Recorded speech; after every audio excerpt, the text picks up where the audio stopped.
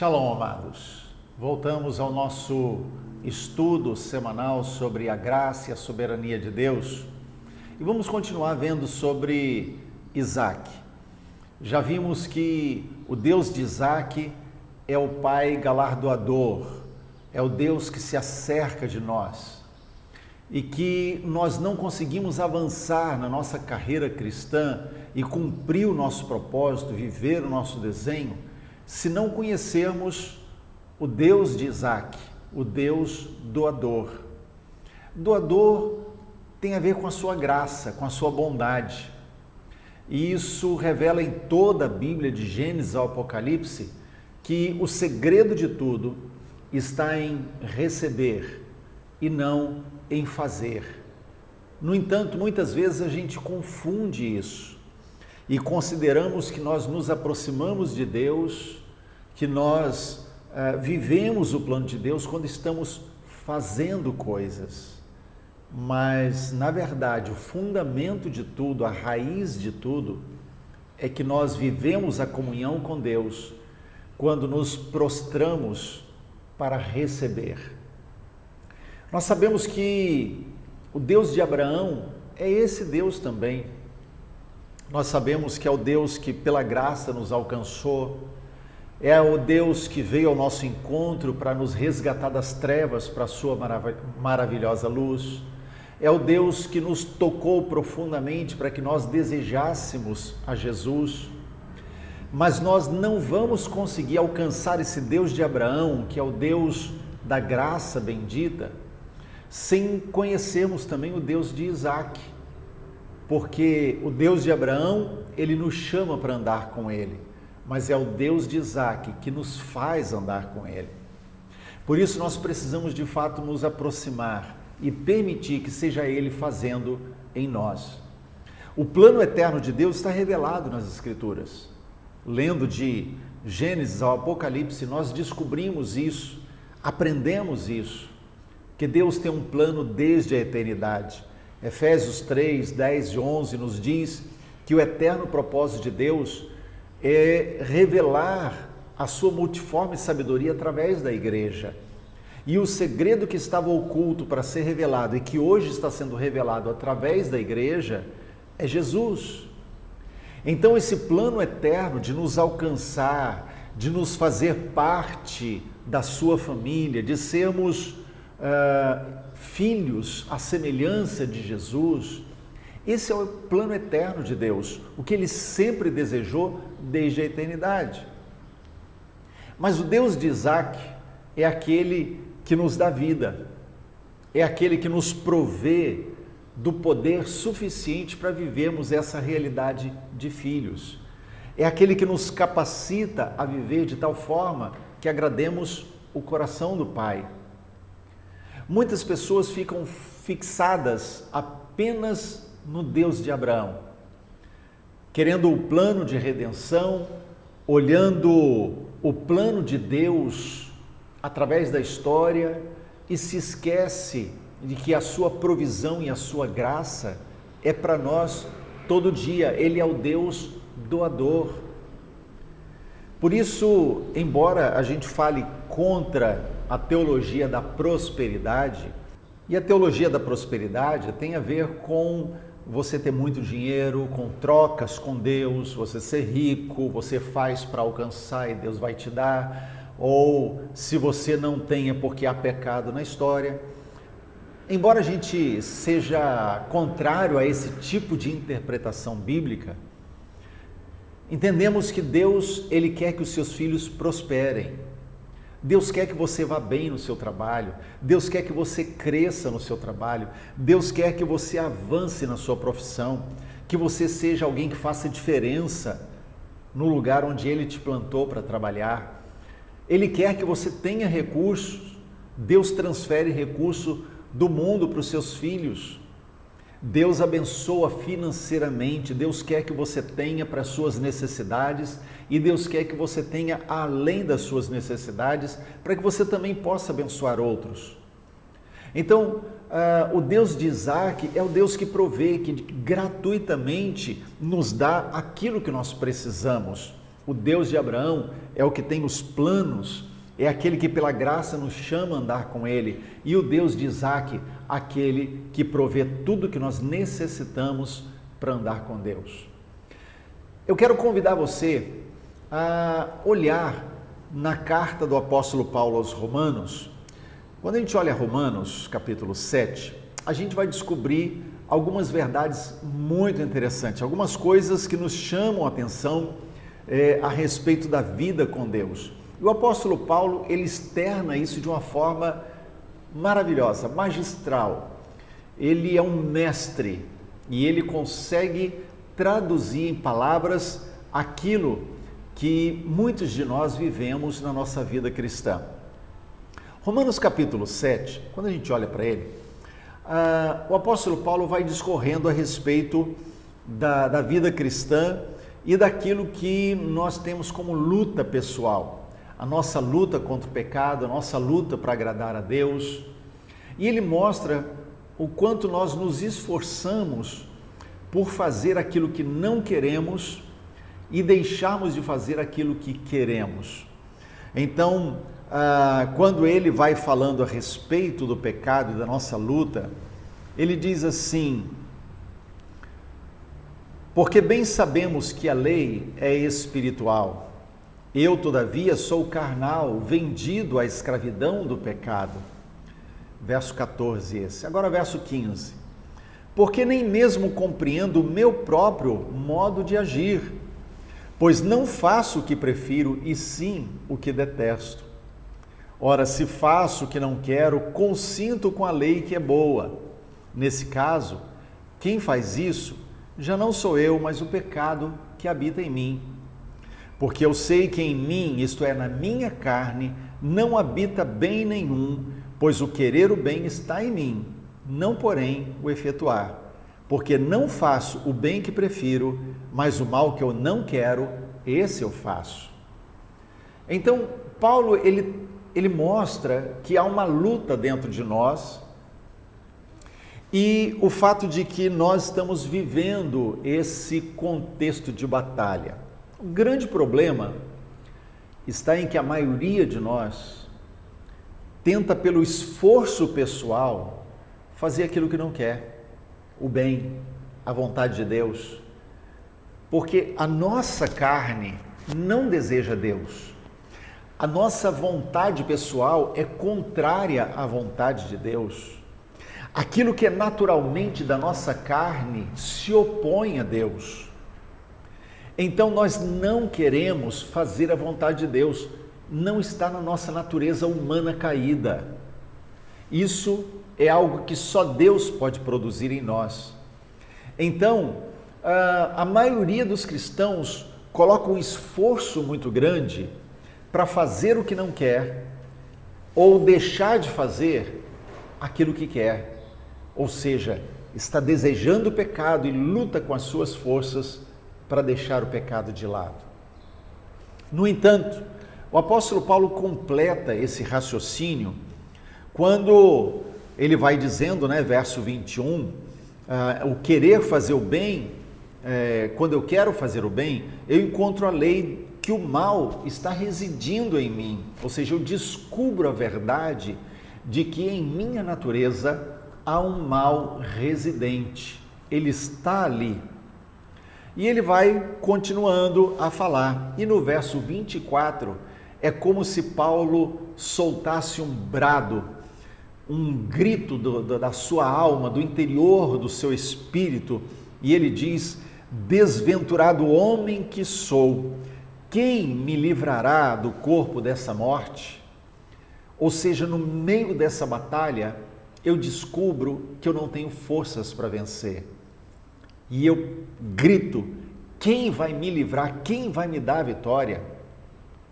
Então Paulo dá a resposta para tudo isso no verso de número 25, quando ele diz: graças a Deus por Jesus Cristo, nosso Senhor, de maneira que eu, de mim mesmo, com a mente, sou escravo da lei de Deus, mas segundo a carne da lei do pecado. Ou seja, graças a Deus por Jesus Cristo. E eu reconheço que na minha mente eu quero Deus, e a minha carne, que é o pecado.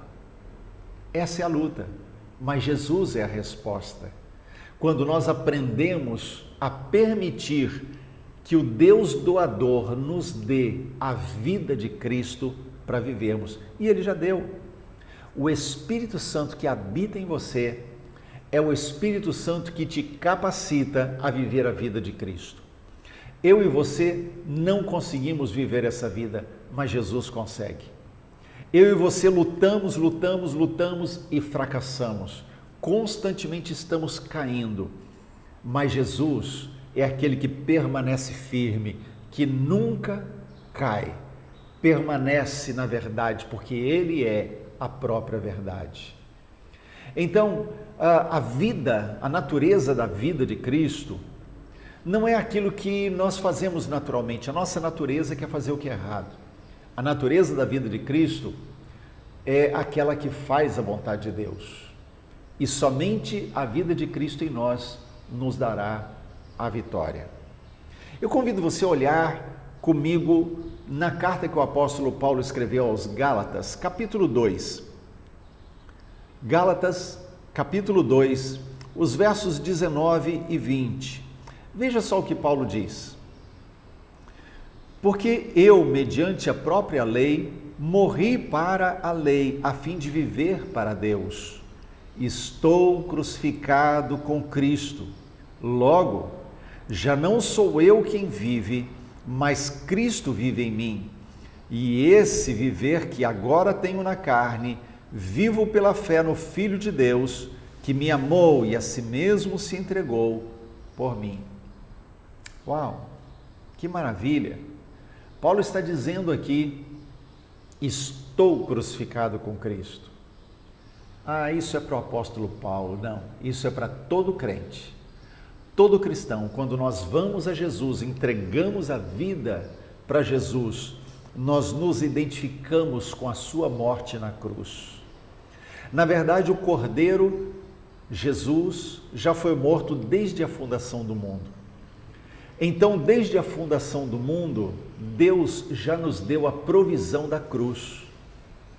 Então, quando nós entregamos a vida para Jesus, nos tornamos participantes da morte de Cristo na cruz. Então, estou crucificado com Cristo. Eu não tenho que ir todo dia para a cruz. Eu tenho que permanecer no que Deus já me deu. É da natureza da vida de Cristo não amar o mundo. Jesus disse que o príncipe desse mundo se aproxima e ele nada tem em mim. Então, a natureza da vida de Cristo não ama o mundo. A natureza da vida de Cristo valoriza a oração, valoriza a palavra, valoriza a comunhão com os irmãos. A natureza da vida de Cristo valoriza a intimidade com o corpo de Cristo, os irmãos, a igreja, a intimidade com Deus. No entanto, para que essa natureza da vida de Cristo faça parte da nossa natureza, é necessário que eu e você experimentemos uma coisa: cruz. Estou crucificado com Cristo e vivo, não mais eu, mas Cristo. Ou seja, a vida de Cristo se manifesta quando eu estou crucificado. A vida de Cristo não se manifesta quando eu não permito a cruz na minha vida. Então aí voltamos a um ponto que eu tenho batido. Todo problema de relacionamento, e aí vamos ampliar esse leque, todo problema de pecado na nossa vida, tenha ele a ver com relacionamento, casamento, pais e filhos, esposo e esposa, todo problema de pornografia, todo problema de cobiça, todo problema de falta de sabedoria para administrar os seus bens, é falta de cruz, falta de Jesus. Porque Jesus, a vida natural da carne não deseja Jesus. Mas quando Jesus vem e Ele tem liberdade para viver a vida dele em nós, quando nós estamos na cruz e Ele vivendo, então todas essas coisas entram em harmonia. todas elas entram em harmonia. Eu convido você a olharmos para Gênesis. Vamos voltar lá no livro de Gênesis e vamos buscar o capítulo 22. Nós vamos ler os versos 7, 8 e 14. Diz assim: Quando Isaque disse a Abraão, seu pai, meu pai, respondeu Abraão, eis-me aqui, meu filho. Perguntou-lhe Isaque, eis o fogo e a lenha, mas onde está o cordeiro para o holocausto? Respondeu Abraão, Deus proverá para si, meu filho, o cordeiro para o holocausto. E seguiram ambos juntos. Agora o verso 14. E pôs Abraão por nome àquele lugar, o Senhor proverá. Daí diz esse até o dia de hoje, no monte do Senhor se proverá. Ou seja, aqui nós encontramos o Deus de Isaque, Jeová Jiré, o Deus provedor, o Deus que dá a provisão que nós precisamos. Então lembra, Abraão está indo com Isaque para o Monte Moriá. Ali ele vai oferecer o seu filho sobre o altar. E quando Isaque pergunta para ele onde está o cordeiro, ele diz, o Senhor proverá, Jeová Jiré. E depois, quando ele volta, ele deixa aquele lugar marcado como Jeová Jiré. Deus proverá, no Monte Santo do Senhor se proverá.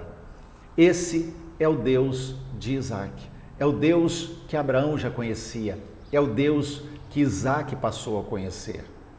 Vamos para Gálatas capítulo 5 e vamos olhar o que Paulo fala sobre esse Deus provedor. Gálatas capítulo 5, nós vamos ler o verso 17. Veja o que o apóstolo Paulo diz. Porque a carne milita contra o espírito e o espírito contra a carne, porque são opostos entre si, para que não façais o que porventura seja do vosso querer. Então, olhe para esse texto. A pergunta que eu faço é: contra quem a carne luta? O texto é claro, contra o espírito. Contra qual espírito? Contra o agir do Espírito de Deus no nosso espírito. Por que a carne milita contra o espírito? Porque ela não quer cumprir a vontade de Deus. Porque ela é oposta a Deus. Ela é oposta ao que Deus quer, ao que o Espírito quer. A terceira questão é: quem luta contra a carne e trata com ela? O Espírito de Deus no nosso espírito. Qual o resultado quando o Espírito luta por mim e por você? Nós fazemos o que Ele quer. Nós fazemos a vontade de Deus. Nós somos obedientes a Deus. Então veja só, Paulo está dizendo que a carne milita contra o espírito milita contra a carne, porque eles são opostos. Um não quer a vontade do outro, a carne não quer a vontade do espírito. E quando o espírito prevalece, então nós vivemos a vontade de Deus. Veja o verso 16, volta um verso aí e você vai olhar o que ele diz. Paulo diz assim: digo, porém, andai no espírito e jamais satisfareis a concupiscência da carne. Concupiscência quer dizer os desejos desenfreados, o anseio exagerado, a vontade irresistível. Então andai no espírito e não satisfareis a vontade, os desejos, os anseios irresistíveis da carne. A vida cristã nada mais é do que uma vida substituída. Ou seja, já não sou eu quem vive, mas é Cristo quem vive em mim. Já não sou eu quem luta contra o pecado, é o Espírito que está em mim que luta, porque eu cedo a Ele. Então, quando eu permito que a minha carne seja crucificada, o Espírito trabalha em mim para que a minha carne permaneça neutralizada. Então eu vou viver uma vida que agrada a Deus. A vida de Cristo se manifesta em mim. Ora, então é uma questão de eu permitir. Não sou eu quem faço, mas eu permito o Espírito de Deus agir em mim. E quando eu permito que o Espírito de Deus haja no meu espírito, então eu cedo à vontade do Espírito. No capítulo 4 de Gálatas, Gálatas capítulo 4, verso 19, o apóstolo Paulo diz assim: meus filhos, por quem de novo sofro as dores de parto, até que Cristo seja formado em vós. Então, olha, é um processo. Eu quero dizer para você, de repente você olha para si e começa a identificar, mas tem coisas que eu consigo obedecer a Deus, tem coisas que eu ainda não consigo. Eu fico firme na minha vida cristã em algumas áreas, em outras ainda não. Eu quero dizer para você que é um processo. É um processo.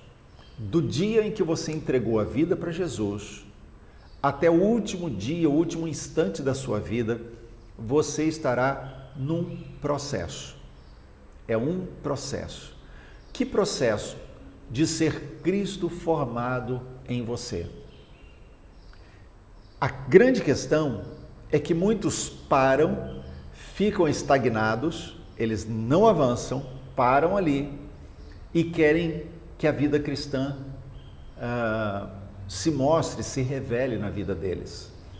Querem ter uma vida vitoriosa, querem ter uma vida de provisão espiritual e em todos os sentidos. No entanto, para que eu e você tenhamos essa vida plena de provisão de Deus, em que Cristo apareça em nós muito mais do que nós mesmos, é necessário cruz, é necessário morrer. E esse morrer, ele deve ser constante. Então, tirando toda a barreira, prosseguirmos caminhando na direção da eternidade. Então, essa vida nova em Cristo se desenvolve e ela se torna progressivamente manifesta até que a semelhança de Cristo se mostre, se revele, até que Cristo seja visto em nós, até que as pessoas comecem a olhar para você e dizer: você tem algo diferente. O que você tem? Você parece com Jesus, suas atitudes se parecem com as atitudes de Jesus. Se você olhar para a vida de Jesus, você vai observar uma coisa interessante. Quando ele chega para os discípulos e diz: vem, segue-me, eles largam tudo. Havia algo nele irresistível. E eu quero dizer que o que Deus quer fazer na minha vida e na sua vida também é isso. Que a intensidade da vida de Jesus em nós se torne tão intensa que Jesus se torne irresistível para aqueles que ainda não creem. Eles olhem para nós, para mim e para você, e comecem a desejar Jesus, porque veem Jesus em nós. Esse é o alvo, esse é um propósito de Deus para a nossa vida nesse mundo, e Deus cumprirá esse propósito. Mas o caminho para isso é cruz, é morrer para nós mesmos, morrer para a nossa vontade e começarmos a valorizar aquilo que Jesus valoriza. Lembre-se, Deus nos deu um único dom para satisfazer todas as nossas necessidades. Lembre-se disso. Você não vai encontrar a sua satisfação, a sua alegria em qualquer outra coisa. A sua realização pessoal está no único dom que Deus deu para mim e para você, a vida de Jesus. Então, Cristo é, para nós, para mim e para você, Cristo é santidade. Se eu e você precisamos tratar com o pecado, precisamos de uma vida de santidade, É Jesus a fonte da santidade. Jesus é para mim e para você paciência. Você está com falta de paciência, está explodindo à toa, está saindo do sério e brigando com todo mundo, com a família, com a esposa, com o esposo, com o filho. Jesus é a fonte da paciência. Jesus é a fonte da mente pura. Quer purificar a sua mente, o seu olhar? Jesus é a fonte. Jesus é a fonte da fidelidade, da liberalidade, do não reter para si, mas ser capaz de se doar e doar ofertando a outros também. A liberalidade tem Jesus como fonte. Jesus era liberal. Jesus é a fonte de amor, de mansidão, de dependência, de submissão, de humildade e por aí vai.